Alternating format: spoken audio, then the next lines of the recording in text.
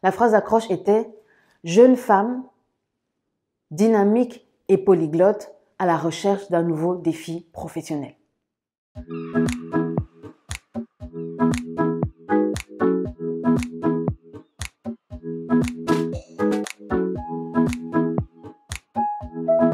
Hello, bonjour, j'espère que vous allez bien. Je m'appelle Céline, j'ai 37 ans, j'habite à Bruxelles, je suis la maman de la petite Anne-Charlotte. Aujourd'hui, je vais partager avec vous 4 secrets qui vont vous aider à décrocher le job de vos rêves. Pour vous parler brièvement de moi, j'ai 12 ans d'expérience, donc 5 entreprises en Belgique et j'ai obtenu 4 CDI. Le premier secret, la première astuce pour vous aider à vous distinguer grâce à votre CV, c'est la photo. Je sais, c'est très discutable, mais je suis convaincue que mettre ma photo sur mon CV m'a toujours aidé à me démarquer par rapport aux autres candidats. Le CV a 2 objectifs. Le premier, c'est permettre au directeur des ressources humaines de mettre un visage sur un nom. Ça vous permet automatiquement de vous distinguer par rapport aux autres CV où il n'y a pas de photo. Et la seconde fonction de votre photo sur le CV, c'est vous permettre à vous d'évaluer votre futur employeur. Si vous êtes comme moi, une minorité visible, ça vous permet de savoir si l'entreprise auprès de laquelle vous postulez est ouverte à la diversité.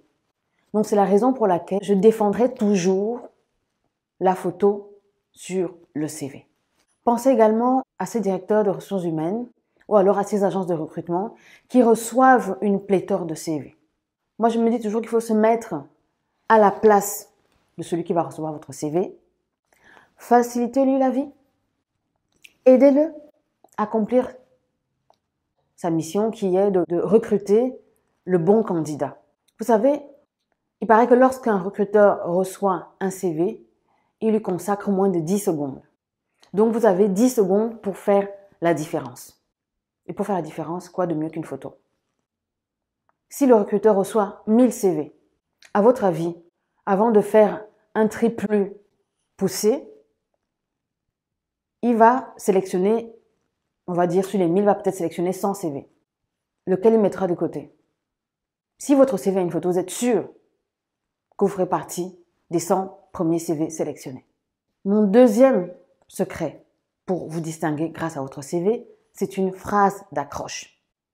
Qu'est-ce que j'entends par phrase d'accroche? C'est probablement mon background en publicité qui m'a permis d'estimer que c'était important d'avoir une phrase d'accroche. Ma phrase d'accroche à moi, à l'époque, je me souviens, la première fois que je l'ai utilisée, c'était en 2009. C'était 1 an après la crise des subprimes. Je venais d'être licenciée parce que l'agence publicitaire pour laquelle je travaillais avait perdu 50% de sa clientèle. Les effectifs avaient été réduits de 50% également. Et je m'étais servi de cette phrase pour postuler auprès d'une banque. Pourquoi je postulais auprès d'une banque? Parce que parallèlement à mon emploi au sein de cette agence de publicité, j'avais entamé un cursus en horaire décalé pour obtenir un master en sciences commerciales. La phrase d'accroche était « Jeune femme, dynamique et polyglotte à la recherche d'un nouveau défi professionnel ». Ça, c'était ma phrase d'accroche. Donc, ma photo et ma phrase d'accroche me mettaient déjà au-dessus de la pile. Oui, ça, c'était ma phrase. Essayez au maximum de mettre toutes les informations concernant votre parcours académique, votre expérience professionnelle, vos hobbies ou vos autres compétences sur une page. Comme je l'ai dit précédemment, il faut penser au recruteur, il faut lui faciliter la vie.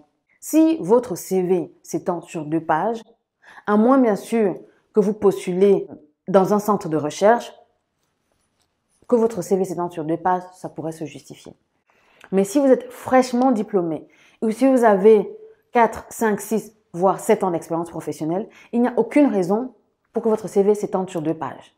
Moi, aujourd'hui, j'ai 12 ans d'expérience professionnelle, mais mon CV, je me suis arrangée pour synthétiser toutes mes données pour qu'elles tiennent sur une et unique page.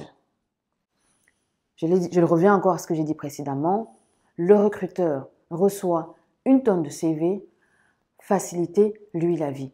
Et en plus de cela, ça permet de mettre en exergue l'une de vos compétences, votre capacité à synthétiser les informations. Oui, ça permet de se dire que vous, futurs collaborateurs, êtes capables de synthétiser des informations. Quatrième astuce très importante également, c'est de personnaliser au maximum votre CV. Je sais, ce n'est pas évident. Vous avez conçu votre CV, vous le trouvez très beau, vous le trouvez très vendeur, vous estimez qu'il valorise suffisamment votre parcours et vos compétences. Vous n'avez pas envie de l'adapter à chaque annonce. Je peux comprendre. Et en plus de cela, si vous êtes comme moi en Belgique et que vous avez recherché ou que vous recherchez du travail sur le marché belge, vaut mieux toujours avoir un CV en 3 langues. Si vous ne le savez pas, en Belgique, il y a 3 communautés. La communauté francophone, la communauté néerlandophone et la communauté germanophone.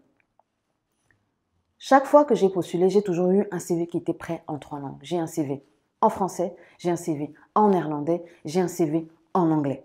Il en est de même pour mes lettres de motivation. Donc, vaut mieux toujours être préparé à toutes les éventualités. C'est important lorsque vous recherchez un emploi de ne pas envoyer un CV générique à toutes les entreprises auprès desquelles vous postulez. C'est important de bien cibler les entreprises où vous avez vraiment envie de travailler. Au lieu d'envoyer une centaine de CV, vaut mieux vraiment étudier les entreprises, bien les cibler et sélectionner celles qui vous font vraiment rêver. Si vous en avez 10 et que vous personnalisez votre CV 10 fois, vous avez plus de chances. Plus votre recherche sera pointue, plus vous avez de chances de vous démarquer grâce à votre CV. Si vous répondez à une annonce pour un poste d'auditeur interne, sur votre CV ne doivent apparaître que les informations relatives au poste convoité. Il n'y a aucune raison pour que vous mettiez en exergue des informations qui ne seront pas utiles ou qui ne vont pas vous permettre de vous différencier par rapport aux autres candidats. Et cela permet également aux recruteurs de se dire que ce candidat-là a pris le temps de concevoir son CV par rapport au poste qu'il essaie de pourvoir. Vous savez, mon mari fait partie d'une association et dans cette association, il recherchait un collaborateur à mi-temps pour pouvoir assurer le secrétariat. Il faisait partie justement des membres de l'association qui faisaient le tri dans les CV. Il m'a montré les CV des candidats.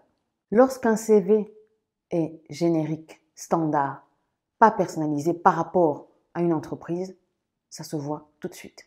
Lorsque le candidat n'a pas fait l'effort de faire matcher les infos de son CV avec les compétences requises par la fonction qu'il essaie d'occuper. Ça se voit tout de suite. Si vous avez de la chance, l'entreprise ne reçoit qu'une dizaine de CV, le recruteur a le temps de regarder, de lire. Ça, c'est le meilleur des cas. Dans le pire des cas, votre CV va dans la poubelle. Parce que le recruteur qui reçoit 1000 CV, il n'a pas de temps à perdre. Donc, on va récapituler. La première astuce, c'est votre photo. La seconde astuce, c'est une phrase d'accroche. La troisième astuce, votre CV doit tenir sur une page uniquement. Et la quatrième recommandation, c'est la personnalisation. Vous devez personnaliser au maximum votre CV par rapport au poste que vous essayez de pourvoir. J'espère que mes recommandations vous seront utiles. J'espère que si vous êtes actuellement à la recherche d'un emploi, vous les mettrez en application.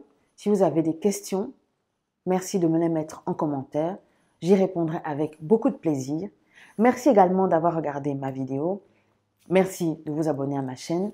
À très bientôt pour d'autres astuces relatives à la recherche d'emploi.